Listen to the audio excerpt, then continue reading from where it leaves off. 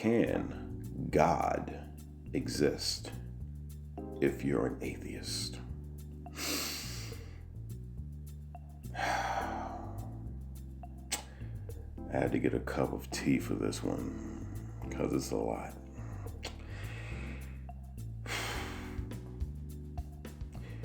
But it's very important that I convey my point correctly, because this can conceptually get a little deep, but I promise it's all real. I also want to preface this vid by saying you believe what you want to believe, because the facts are that nobody knows all the answers to existence. That's a truth. Now, granted, some truths are subject to change or wrong interpretation, but not that one. Nobody knows all the answers.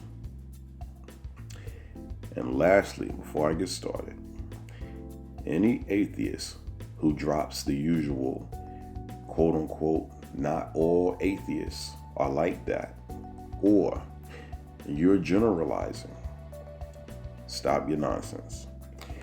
Whether you're atheist, Christian, Islamic, Black Israelite, etc., claim your brethren, man. And instead of distancing yourself from them, check them when they get out of line. The facts are, people are clannish, and everyone is a proud puppy when someone famous is down with their belief system. But you never want to claim the part of your group that's assholes.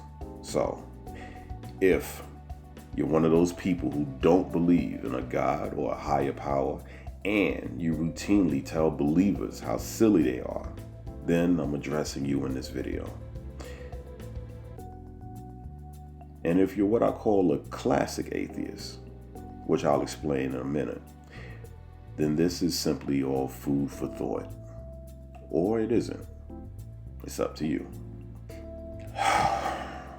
So, the first thing we have to do is understand that atheists get a bad rap, partly because of other, more disrespectful atheists and or new school atheists.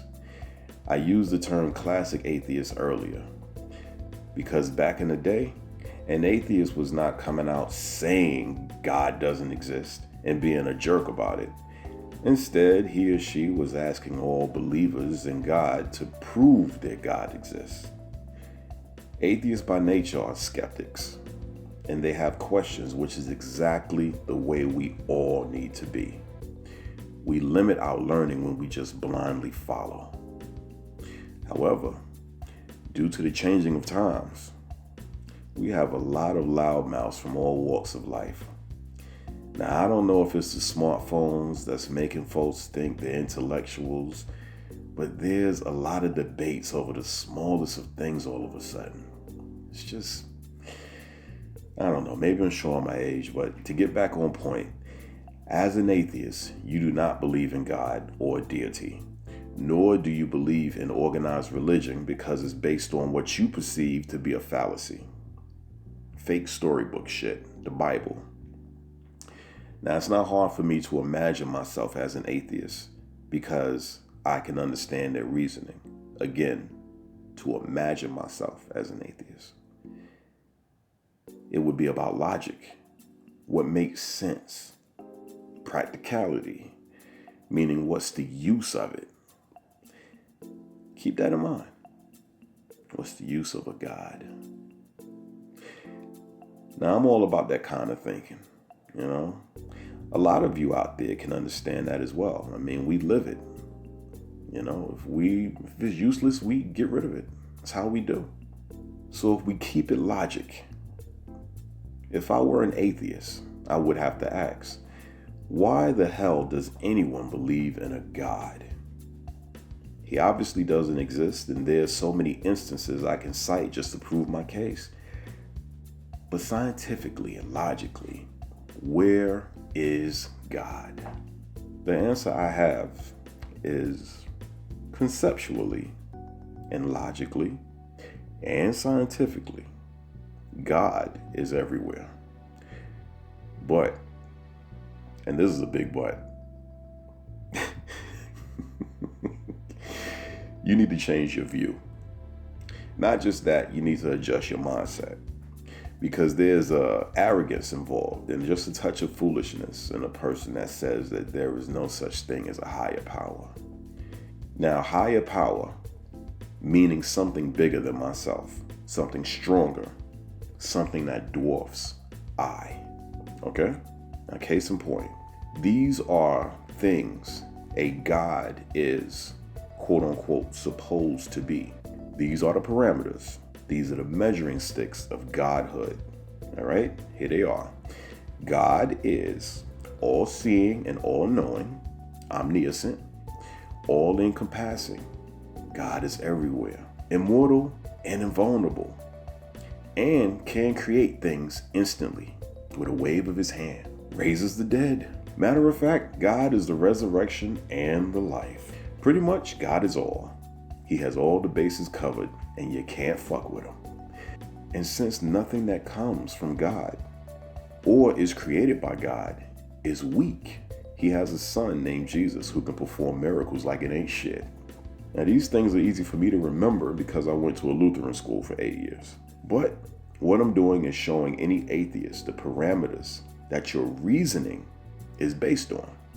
Now, that reasoning is a huge part of your problem. Not personally.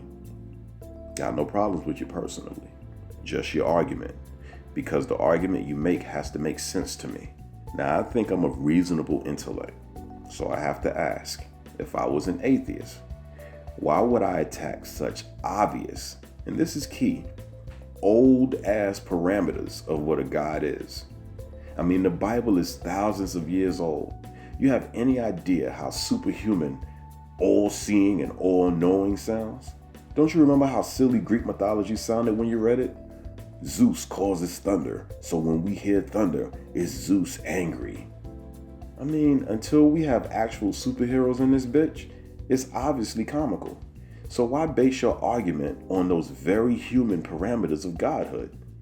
And by very human, I mean the parameters of what a god is, our human definition. If an animal could speak English, I'm sure it would have its own idea of a god. Hell, a baby probably thinks its parents are God. And as an atheist, you may say, yeah, the shit is comical and y'all believe it, so that's why we laugh at you. But again, you're an atheist basing much of your argument on the same silliness. But let's get a little deeper. What is God? What is a God? What is a higher power? My question, spiritual man to atheist. As an intelligent person, would something need to really be all-seeing and all-knowing and be able to raise the dead in order to be an actual higher power you could acknowledge? If the answer is yes, then you're silly as hell. And I would even go so far as to say that I think you simply don't want to believe in a God, which is different from someone open to a God being proven to them. But anyway, here's a realistic scenario. Tell me if I'm lying. Bam, asteroid crashes the Earth, as they have done in recorded history with evidence. In fact, most believe that's what killed the dinosaurs in the Cretaceous period. A big ass asteroid. Fucked up the environment, fucked up the climate, everything. But the bottom line is that shit happened, and it can happen again. Anyway, said asteroid has otherworldly bacterium upon it that survived the crash through Earth's atmosphere. Now, this is extremely possible and may have happened in recorded history. For those curious, check something called the Allen Hills 840001 meteorite. You can look it up on Google or what have you. But anyway, no Bible shit yet. All scientifically possible, mostly fact. All right? Bacterium infects the water of Earth, or worse, it becomes airborne, begins to kill people by the millions and working its way up to 1 billion. Now, as an intelligent man, you would fear and respect this bacterium because it's fucking killing everybody. It's the worst recorded sickness in human history. There was no cure on Earth because the bacterium were not Earthborn. In this scenario, we would have the God virus. Matter of fact, scientists will call it just that, because anything that is the highest of the high, or just unbeatable, or the link to possibly everything, is usually God-like to us as human beings. So you tell me, would you not respect, fear, and believe in the ability and killing power of this God virus? Of course you would, because it's stronger than you, it's bigger than you, and you can't do shit about it because your physical form pales in comparison to this space-borne life form. That bacterium would be a quote-unquote God simply because you as a human can't beat it. So as one intelligent man to another, why the fuck does a God need to be all-seeing and all-knowing? Why does it need to raise shit? Hell, all it needs to do is kill and be unstoppable, or be that important to our existence. In my scenario, when faced with the God virus, any atheist would get on their knees and pray for that bacterium to go away if the nightly news said that prayer actually worked to kill it. You wouldn't care or even know why prayer worked. You would just care that it worked to keep you alive. You would no longer be a skeptic. You'd be a believer in this God of viruses because this God is a killer. Am I lying? Just saying. Hopefully you can see the point in my scenario, because scientifically, there is a higher power. Lots of them, in fact. So maybe you can see the arrogance in saying that there is no such thing as a higher power, something that guides your movement or blesses you. Gravity and electromagnetism alone are two of the fundamental forces of existence. They do, in fact, guide our movements or limit them, depending on the situation. Do they bless us? Hell yeah. It's nice to be able to have your electricity on and be able to have devices that use electricity. Knowledge of electricity has blessed the hell out of us. The study of quantum physics, the energy that makes up all we know thus far. That's as high a power as you can get. The only reason we haven't used energy to raise the dead is most likely because we haven't figured out how to use energy to do it. Higher powers exist. But let's go conceptual now. As an atheist, you may wonder why the concept of a man in the sky and his hippie-ass sun still exists. Why does the very concept of God still exist? I mean, aren't we smarter than that fairy tale shit? But as an intelligent man, you should know that if something is useless in human history, we do away with it and use the new and improved. Fact is, even though more folks are becoming atheists, the concept of God still exists because it's a tool that works. Now I say tool because one of the things God could very well be is hope. Tell you a story. When I served in the armed forces, we learned that hope is one of the main survival tools a person needs in a dangerous or seemingly hopeless situation. Now, hope, by its very definition, is illogical because you're betting on a moment of time that has yet to happen. Hope is a wish, a vision of a better day or time. But facts are, it hasn't happened. But it could if you just push forward and don't give up. Imagine that, pushing forward in order to survive. By being hopeful, you're given inspiration from a moment that may not fucking happen. But if that imaginary moment gives a person the ability to make it an actual moment, then it's a highly valuable tool. Fuck how illogical it may be to an intelligent man. The shit works, man. It's faith or a belief in something that may not happen. A moment that doesn't exist. Or a crazy device that sucks dirt off the floor that no one else can see but you. But if there's a chance, hope leads to inspiration, which allows you to go for it. So you create the world's first vacuum cleaner, or you survive for years despite being told you have only months to live. We envision, we believe, we try to achieve. And if it works, we thank goodness. We thank God. But what does it matter? Hope is the tool that makes God any God you choose to believe in, as real as anything. That's not too deep, is it? So to me, people holding on to God, the concept of it, is directly due to how much shit people face in their day-to-day lives. In this case, God doesn't have to be all-seeing or anything. God just needs to be hope in order to inspire. The power of inspiration and the necessity of hope have both been scientifically acknowledged. Inspiration can come from something that has been said or done.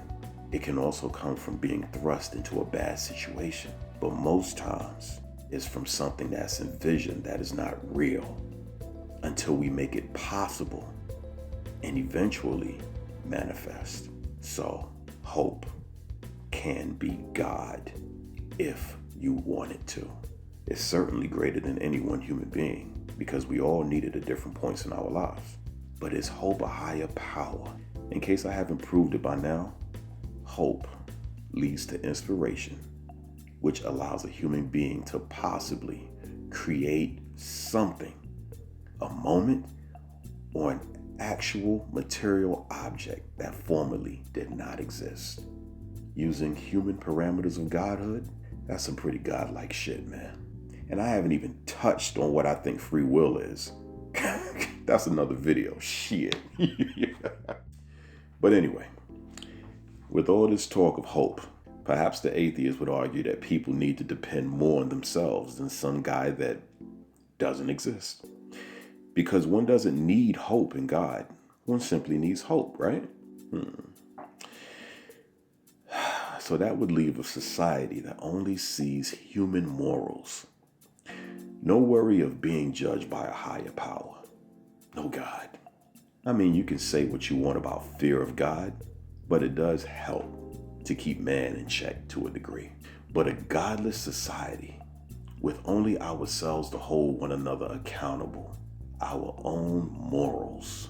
Considering the lies told by humans on a daily basis, the cheating and the love of money, the materialism, the temptations of mankind, the vices, mixed in with the good person that supposedly resides in all of us, when you think that a godless society might be rather unstable? I mean, seriously. I mean, trust, the word itself, the concept of trust would be at a premium, man. It would be hard to find because as human beings, we grow and change. We can change in a day or a minute. Such is our nature. Where's the stability in such a society? I ask again. To me, it looks like God, who they say never wavers and is always there, would kind of help such a society. Again, I'm looking at this as a man of science. A little bit of psychology sprinkled in, which again is a science. But I can see why the concept of God exists, and it doesn't bother me at all. We fucking need something higher than us. It keeps us, for lack of a better word, honest. We need to believe in something perfect and honest and true, because we ain't it. Now, I've seen heated arguments between atheists and Christians, and oftentimes the Christian is the one looking like a fool. I mean, it's not hard because the atheist takes the stance of, prove to me your God exists. But to the atheist, I would ask, how can you as a man or woman of intellect, knowing that we exist in this vast galaxy of the Milky Way, surrounded by innumerable stars and planets and other galaxies and even possibly another universe, alternate universe, how can you say that there is no such thing out there as a supreme being, a one above all? Your position almost sounds as though you're saying that there is nothing in the entirety of existence that is greater than I. And even here on Earth, I've proven that kind of thinking would be a complete lie. Already pointed out that it wouldn't take much for something biological to be a god. Hell, even if we discovered a life form in space, it would change biology as we know it. And that life form could be a single-cell organism, nothing multi-celled at all. Not to turn my position into so much alien shit, but as an intelligent person, you gotta ask yourself the age-old question, what is scarier? Not being alone in this seemingly vast universe, or actually being the only planet with life in an entire galaxy? Or a better question is, what makes the most intelligent sense? Considering our estimation of planets in this galaxy alone, mathematically, or unless space as we know it is a hologram, then Earth being the only planet sustainable for life doesn't add up. But somehow, as an intelligent person and atheist, you say, no, ain't shit out there. Nothing doing miracles, that's for damn sure. And I say stop looking for miracles. I mean, keep it science. Better yet, keep it intelligent and keep it real. Look at your fellow man. Get your head out of the books and listen to people instead of trying to prove you're the smartest person in the room because you don't believe in what you perceive as foolishness. Because when you get rid of the old-ass human rules of what a God is, then you see that God could be compassion, love, hope, empathy, forgiveness, all of these ideals that can't be fully measured because each is different for every person in every moment. And they all work to make the world better. And these ideals can be found in most, if not all of us. Personally, I tend to go more toward reason and science. I am spiritual, so I believe God can be the universe, the darkness of space, and the stretch of time that lays between the immensity of it all. After all, in science, we don't know all there is about space. We don't know all there is about space-time. We're beginning to acknowledge a synchronicity, a vibratory connection that everything in existence has, which is something I touched on in my own blog. The cosmic order that we exist in, how this reality does not stay in chaos for very long, how every explosion eventually settles. Big Bang, all the way to what we have now, theoretically. Everything has its moment, and then it gets cold. There's no human that's able to affect our existence in such a way that the universe cannot restore a sense of order and balance. So the universe, this existence, it may not be all-seeing, but it knows how to balance shit or settle things down when it's time. So all-knowing? Nah, more like all-balancing, but it damn sure knows what to do. As they say, the universe works in mysterious ways. Much like the parameters of a god, we exist in its immensity, and one could say we are in its hands, like a god. The universe says there is a time. We have seasons and we have planetary endings and beginnings. From black holes to white dwarfs, there is a time for all things, much like the Bible verse. And just as we are supposedly the children of God, we are made of some of the very atoms that make up the universe itself. Look it up. This is science. Make no mistake, we did not give birth to the universe. It gave birth to us. Heavenly Father, the heavens are our parents. So as a man of science, I can and do wholeheartedly believe in God. I believe in a supreme being. But as I stated, that could take many forms, and there's no telling what's out there in the vastness of space. I believe in things higher than myself, and those things are space, time, compassion, forgiveness, and as a man of reason, I can say that there's a lot of gods out there actually. And as a man who comes from the Red Hook Projects in Brooklyn and was raised in do-or-die Bedford-Stuyvesant, Brooklyn, when shit was real, I wholeheartedly believe in the illogical tool of hope because there is a power there. It allows you to move forward to a better moment. And once one actually attains that moment for real, that shit is dope as hell, man. And a brother like me, I simply thank God, you know? Let me wrap this up by saying if you're an atheist or thinking of labeling yourself as such, then let your thinking be balanced by the fact that you truly do not have all the answers. And as such, you are not in any position to belittle anyone else who believes in things unseen. Last I checked, atheists can't see the upper range of the electromagnetic spectrum just like any other human being. But we know that there's plenty of things that exist that our eyes simply cannot detect. Science, facts, There's advantages to this human body, and there's disadvantages. There's limits. Stay in your lane as a human being. Question things, but always have a humility, because the knowledge of existence is immense. You're not an intellectual without accepting the fact that you don't know it all. Humility allows the learning doors to open. Too much ego keeps the doors of learning closed. Science, facts, this life, our existence has thus far exhibited a hierarchy. There is always something bigger than the last thing. Higher powers exist, and they continue to exist in the human language, in science, in reasoning, in conception. However you want to argue, they cannot be explained away. Higher powers exist. There is always something greater than yourself. And there is the possibility that there is a supreme. You as an atheist can call a higher power something greater than you, whatever you want. Everyone else will call it the power of God.